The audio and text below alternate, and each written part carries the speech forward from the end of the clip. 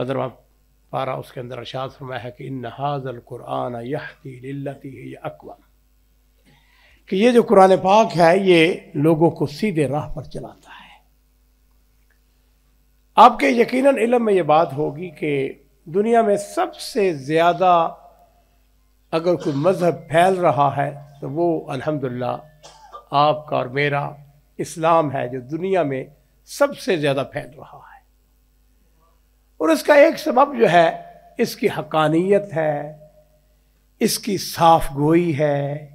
इतना साफ सुथरा मज़हब है ये कि बिलाशुबा जितने भी मज़ाहिब आप उनके एनालिसिस कर लें, आप उनके गो थ्रू हों। मुझे इस मौके पे हमारा एक दोस्त है जिसने स्पेनिश ज़बान के अंदर तर्जमा किया है, उसका नाम है अब्दुल गनी मिलारा।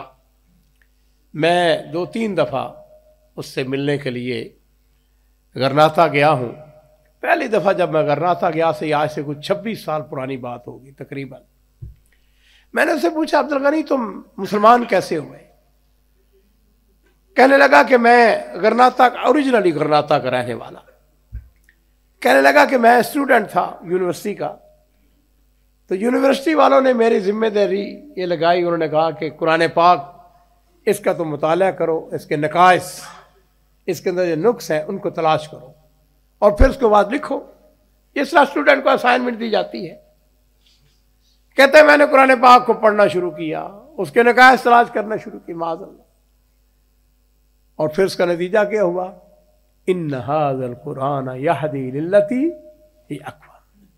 वो दिन आया कि फिर उसने इस्लाम कबूल कर लिया, और इस्लाम ही कबूल नहीं किया बल्कि उसने कुरान पाक का तर्जमा किया, जो अल्लाह के फजल करम से हम छाप रहे हैं, बड़ी मुद्दतों से छाप रहे हैं।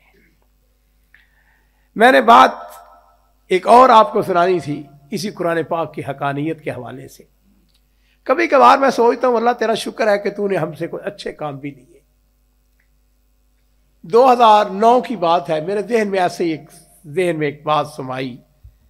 मैंने कहा कि नेपाल जो है ये बिल्कुल मुसलमानों के लिए बिल्कुल माइनॉरिटी है, उसके अंदर 4% गालबन मुसलमान है सिर्फ, बाकी सब हिंदू हैं, बड़े सख्त हिंदू हैं, मुतस्सब हिंदू हैं, हिंदू स्टेट है।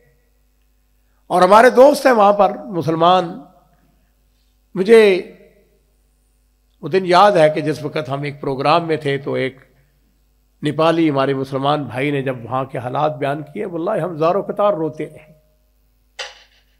और गुर्बत की वहाँ पे हालत ये है कि पिछले सालों की बात है, अल्लाह का शुक्र है हम वहाँ पर इफ्तारियाँ करवाते हैं। वो फ़ोटोज़ आई तो सलीम साजिद उसका नाम है, जो हमारा दाई है। तो जो फ़ोटो मैंने देखी उसके अंदर क्या था, एक प्लेट थी, उसके अंदर थोड़े से चावल, उसके ऊपर थोड़ा सा शोरबा डाला हुआ था और एक गिलास शरबत का था। मैंने चीखते हुए, सच्ची बात यह है, मैंने उसे कहा सलीम ये अब्दुल मालिक मुजाहिद की इफ्तारी है यार, ये इफ्तारी तुम क्या करवा रहे हो? ये सिर्फ इतने से चावल और इतना से इसके ऊपर शोरबा। मेरे कान में कहने लगा, मुजाहिद साहब हम अल्हम्दुलिल्लाह अगर कोई दोबारा मांगता है तो उसको और दे देते हैं, पेट भर के जाता है। लेकिन मेरे कान में कहने लगा, आप यकीन जानिए कि देहातों के अंदर इतने से चावल भी मुयस्सर नहीं होते हैं। इसलिए मैं कई दफ़ा कहा करता हूँ, पाकिस्तानियों, पाकिस्तान की इज्जत और पाकिस्तान की कदर किया करो। वल्लाही अजीम मुल्क है, आज़ादी बहुत बड़ी नेमत है। जो बात मैंने आपको सुनानी थी वो ये थी कि 2009 में मेरे ज़हन में एक बात समाई कि पूरे नेपाल के अंदर एक भी इस्लामिक मकतबा नहीं होगा, बुक स्टोर नहीं होगा। अल्लाह ने तौफीक दी, मैंने $10,000 की किताबें मैंने कहा ये मैं डोनेट करता हूँ और किसी एक इदारे को या किसी शख्स को देता हूँ और उससे ये कहता हूँ कि ये मेरी तरफ से $10,000 की किताबें हैं, ये तुम्हारे लिए गिफ्ट है।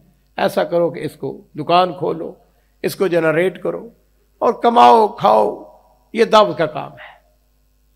लो जी, कुछ साल 2 साल तो मुझे लग गया बंदा तलाश करने में किसके सुपुर्द किया जाए। आखिर وہاں کی مرکزی جمعیت اہل حدیث کے سپرد میں نے وہ معاملہ کر دیا۔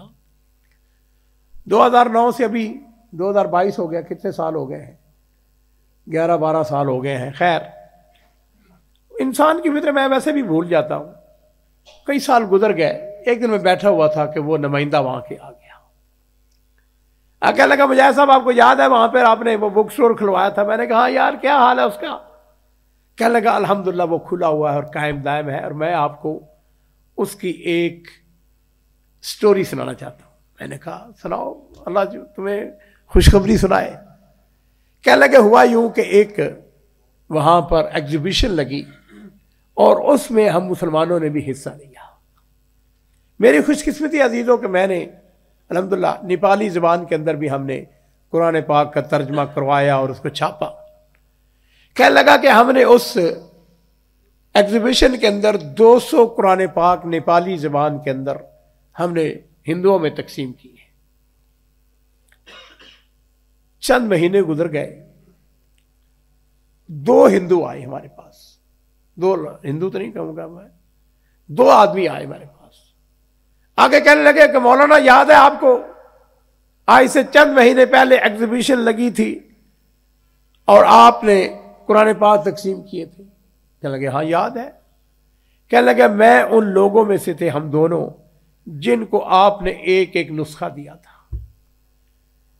کہنے لگے اللہ کا شکر ہے کہ الحمدللہ ہم نے قرآن پاک کا مطالعہ کیا اور آج ہم الحمدللہ مسلمان ہیں۔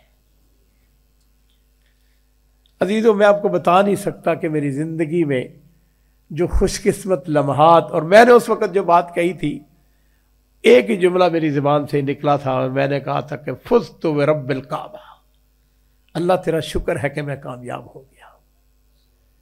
قرآن پاک یقین جانو اس کی لذت، اس کا مزہ، اسی لیے میں آپ سے یہ بات کہوں گا ہر روز اپنی زندگی کا، اپنے دن کا آغاز قرآن پاک سے کریں۔ میں یہ نہیں کہوں گا کہ آپ بہت زیادہ پڑھیں، مجھے پتا ہے میں بھی آپ میں سے ہوں، مصروفیت ہوتی ہے، جسم اجازت نہیں دیتا، صحت اجازت نہیں دیتی، گھر کا ماحول، آدھا صفحہ پڑھ لیں، چند آیتیں پڑھ لیں، لیکن یقین جانو ایسا نہ ہو کبھی کہ آپ کا وہ دن قرآن پاک کی تلاوت سے خالی گیا ہو۔ چاہے 2 آیتیں پڑھ لیں، 3 آیتیں پڑھ لیں، قرآن پاک کو کھول لیں، آدھا صفحہ پڑھ لیں، صفحہ پڑھ لیں، اللہ توفیق دے زیادہ پڑھے۔ میں یہ نہ بات میں کہنا جی مجاہد صاحب نے ہمیں یہ گارنٹی دی تھی، لیکن میرے عزیزوں میرا اور آپ کا دن قرآن پاک کی تلاوت سے خالی نہیں ہونا چاہیے۔ اور یہاں پر مجھے سیدنا عثمان رضی اللہ تعالی عنہ ان کے ایک جملہ یاد آ رہا ہے۔ وہ کہتے ہیں اگر کبھی آزمان، مفہوم ہے اس بات کا، ان کی بات کا، وہ کہتے ہیں اگر آزمانا ہو کہ آپ کا ایمان کتنا ہے، پھر دیکھیں آپ کا قرآن پڑھنے میں کتنا دل لگتا ہے۔ ہمارا تو یہ ہوتا ہے نا، اس میں میں بھی شامل ہوں، تھوڑا سا قرآن پڑھا دل اکتا گیا، اچھا جی وہ فلاں کامیاب آ گیا، کام یاد آ گیا، فلاں کام کر لیں، فلاں کام کر لیں۔ حضرت عثمان رضی اللہ تعالی عنہ ان میں سے تھے جو کثرت کے ساتھ قرآن پاک کی تلاوت کیا کرتے تھے اور رویا کرتے تھے۔ ان کے بارے میں آتا ہے کہ جس وقت وہ قبر کا ذکر ہوتا تو کثرت سے روتے۔ ان سے کسی نے کہا حضرت آپ قبر کا جب بات آتی ہے بہت زیادہ روتے ہیں، اس کی وجہ کیا ہے؟ کہنے لگے بات یہ ہے حشر میں تو اور بھی لوگ ہوں گے لیکن قبر کے اندر ہم اکیلے ہی ہوں گے۔ اس لیے میرے پیاروں، میرے بھائیوں، میرے دوستوں، قرآن پاک کے ساتھ تعلق، واسطہ بہت زیادہ گہرا بنائیں، اپنے گھر والوں کو بھی اس کے اوپر آمادہ کریں۔ اللہ تعالیٰ اس بات کی توفیق عطا فرمائے۔ وآخر دعوانا الحمدللہ رب العالمین۔